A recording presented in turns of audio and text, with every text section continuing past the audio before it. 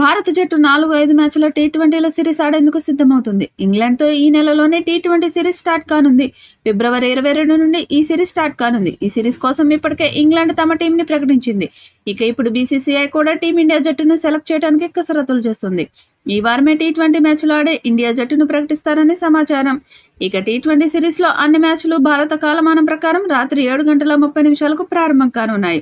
Toss రాత్రి 7 గంటలకు పడనుంది. Bharat, England మధ్య టీ20 సిరీస్ను టీవీలో స్టార్ స్పోర్ట్స్ 1 ఛానల్లో వీక్షించవచ్చు.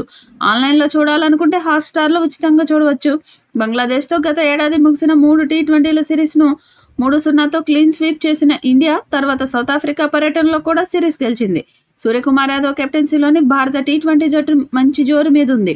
ఇప్పటి వరకు అతని కెప్టెన్సీ ఒక్క సిరీస్ కూడా ఓడిపోలేదు. విన్నింగ్ శాతం ఎక్కువ ఉంది. ఇక టీ20లో యువ టీం ఇండియా ఆటగాళ్లు అద్భుత ప్రదర్శన చేస్తున్నారు. అయితే ఇంగ్లాండ్ జట్టును ఓడించడం అంత సులువు కాదు. పొట్టి ఫార్మాట్లో ఇంగ్లాండ్ జట్టు పటిష్టంగా ఉంది.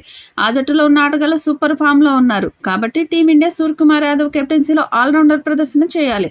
విజయ్ హజారే ట్రోఫీ సీజన్లో పంజాబ్ ఓపెనర్లు ప్రభ్-సిమ్రాన్ సింగ్, అభిషేక్ శర్మ దుమ్ము లేపుతున్నారు.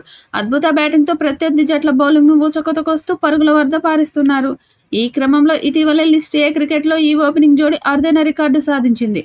సౌరాష్ట్రతో మ్యాచ్ సందర్భంగా తొలి వికెట్కు భారీగా పరుగుల భాగస్వామ్యం నెలకొల్పిన అభిషేక్, ప్రభ్-సిమ్రాన్ విజయ్ హజారే ట్రోఫీలో మొదటి వికెట్కు అత్యధిక పరుగులు జోడించగా రెండో జంటగా నిలిచారు.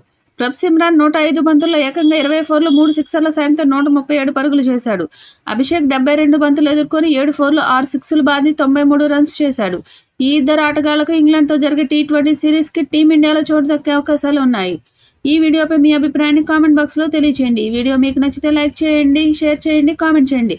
మరిన్ని అప్డేట్స్ కోసం మన ఛానల్ని సబ్స్క్రైబ్ చేసుకోండి. అలాగే పక్కనే ఉన్న గంట సింబల్ని గట్టిగా కొట్టండి.